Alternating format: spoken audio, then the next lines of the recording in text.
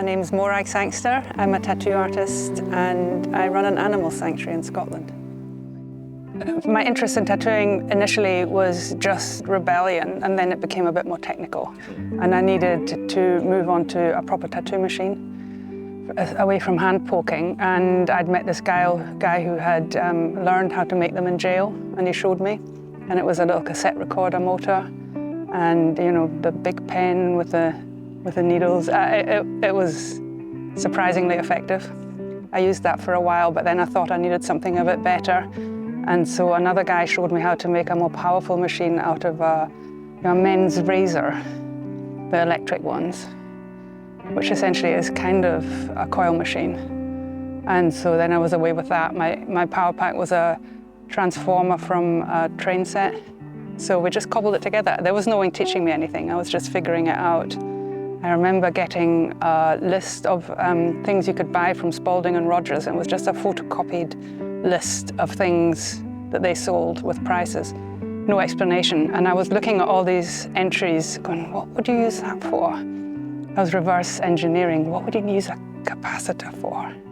What would you use this kind of acid flux stuff for? I was just kind of teaching myself, because as a young punk, it was a closed shop. There was nobody taking on apprentices or teaching anybody anything, so that was really the only way to do it. I was at uni as well, so I did my university degree as was expected of me. And while I was in my last year, in the coffee break, I met this woman who I hadn't really spoken to before, and she said that her father had just taken delivery of a huge, or not a few, tattoo kits, and he apparently was some kind of wheeler dealer in New York Harbor, and these things had appeared in his inventory, and she would ask him if he would sell me one, and so he did, and sold me a little bit of knowledge, like how to solder the needles and so on.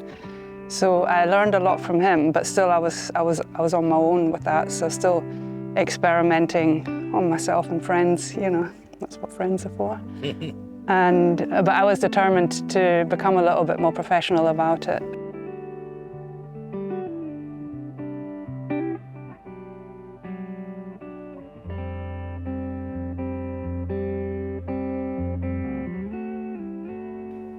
I met my friend Helen, who had already worked in a tattoo studio a little bit. So I randomly met her on a ferry between Scotland and Ireland, and we got talking.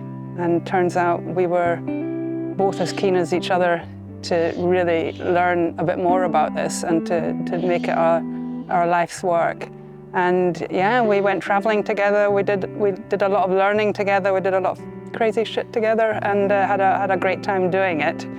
We're still in touch today. It's great. And once I'd got a lot of that crazy stuff out of my system, I think I decided I needed a shop.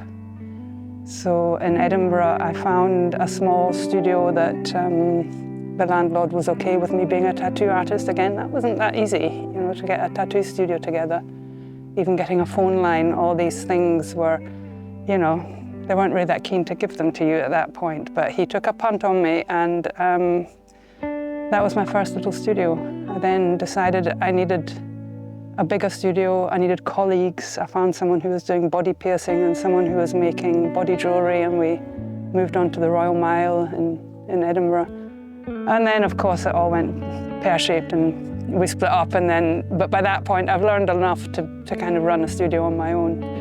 And I enjoyed being a studio owner. I opened quite a few. At one point, I had 4. And that was stupid. Don't recommend that at all. I was just trying things out. Yeah. So that was it was a strange arc to go from being just self-taught, chaotic, to being quite respectable. Yeah.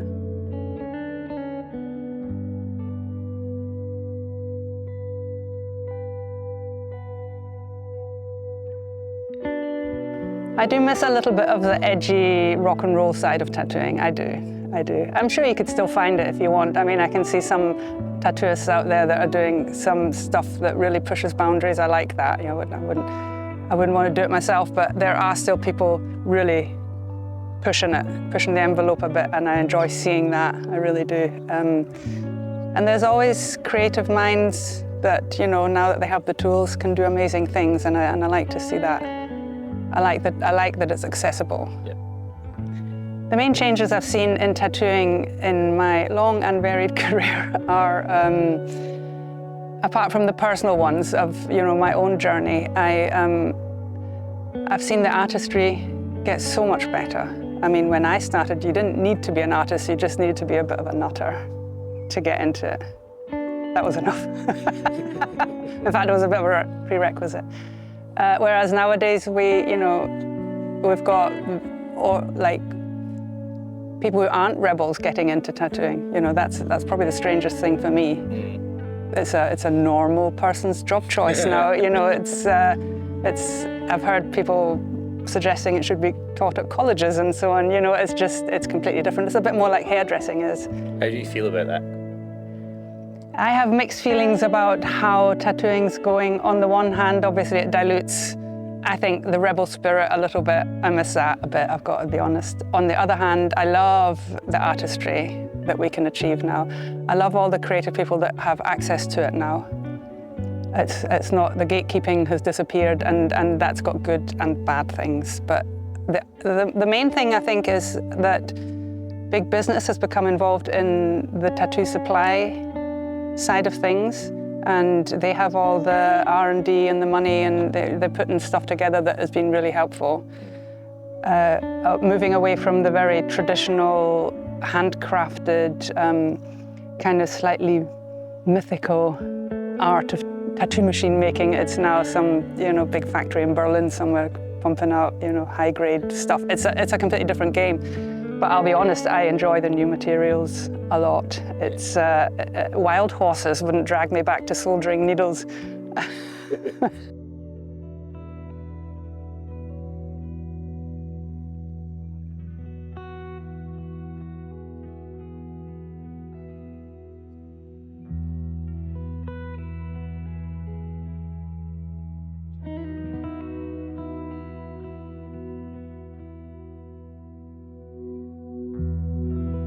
Being a woman in tattooing is,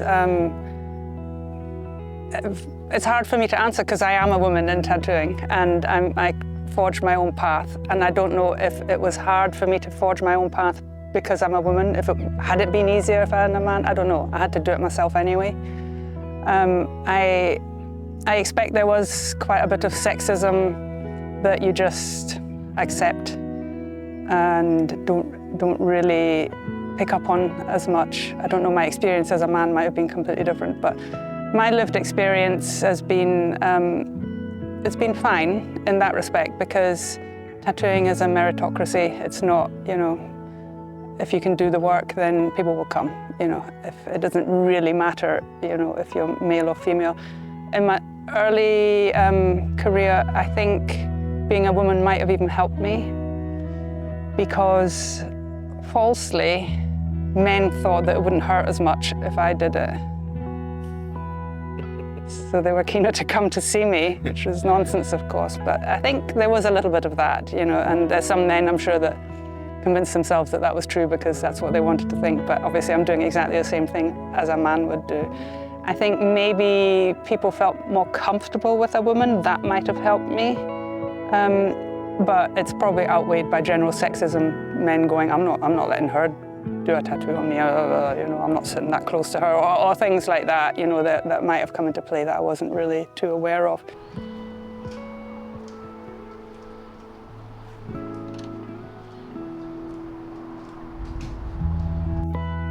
Animal rights have been important to me since my early teenage years. So I always wanted to have an animal sanctuary. I always wanted to do more for the animals than to just be a vegan and try to live a lifestyle that didn't involve harming animals.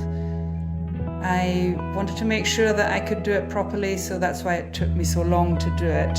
But I moved to the countryside and started taking in animals. It was wonderful. At first I could say yes to any animal that needed a home, and then eventually I had over 100 animals, and now I have to be more selective, unfortunately. It's very sad. However, the animals that I do have can become ambassadors for their species. I can let people meet them. We have open days and, people can stay here and interact with the animals, because I think it's powerful for people to look a pig in the eye or pet them and feed them an apple or something like that. There's something in that kind of interaction that you can't find anywhere else. You can't read about it. You can't watch someone else do it. It's really profound.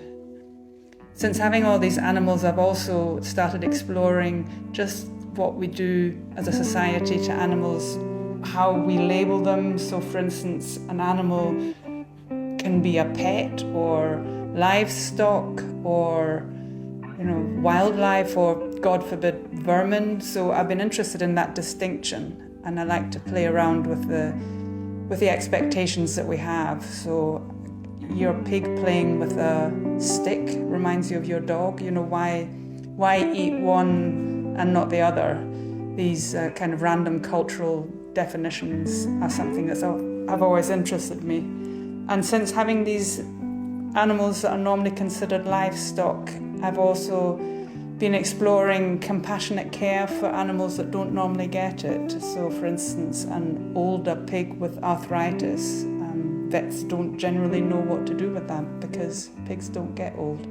So it's been an interesting journey.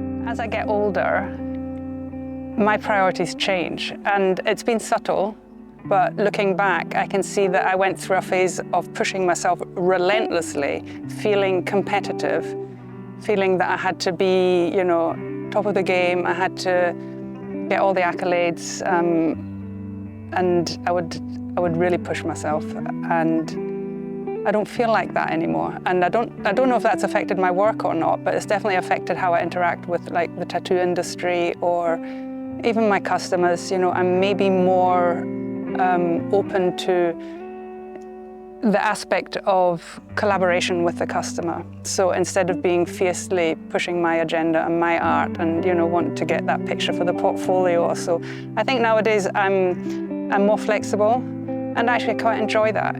So you might say that I'm not pushing myself that hard, but actually what I'm doing now is maybe a little bit less selfish and kind of more fun, I'll be honest, because it feels a more genuine collaboration with my customers rather than something that I needed to do for myself. And I think that's just something that happens as you get older and you grow.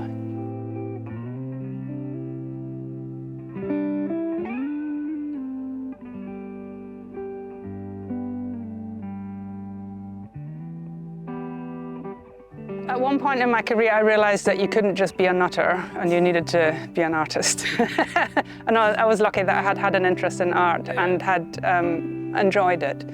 But I did feel that there was so many amazing artists coming into the tattoo scene that I felt inspired by them. I wanted to elevate my art as well. And not that I had neglected the artistic side of tattooing, but I was leaning into it and I really enjoyed that. And I looked outside of tattooing for the first time for other art forms, painting, so that was great fun. Yes, I met an amazing oil painter and he showed me his way of painting. I really, really enjoyed that. I loved printmaking, I've done all kinds of things now just to experiment, once you realize that there's a world outside of tattooing that, anything's possible. I have broadened my interests outside of tattooing. I really enjoy teaching. I've got 3 apprentices at the moment. I love to see them flourish. I love to be able to show these girls what's possible and encourage them and see where it takes them. I've genuinely discovered that I like teaching. I also have been running with my other passion, which is animal rights. The last 10 years or so, I've been spending more time with that. So I started an animal sanctuary. I've got over 140 rescued animals now. And I moved out of town. So these are my 2 passions in life, animal rights and tattooing. And I'm kind of juggling them at the moment, and I'm very happy with the way things are going.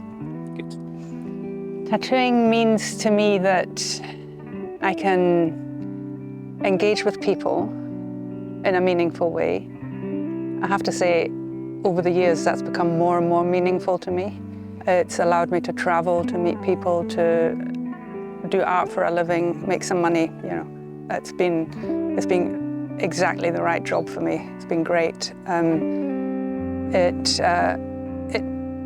It means a way for me to learn about people, which I've really enjoyed. I like the weird ones. I've discovered I like. You know, it's a real gift to be able to sit with somebody for hours sometimes, just chatting or not chatting, you know, but getting to know them and getting to know yourself, chatting, you know, just bouncing backwards and forwards. And if I had to, you know, quit tattooing tomorrow for whatever reason, I think that would be the bit that stays with me, that has changed me as a person and that has given me the most joy.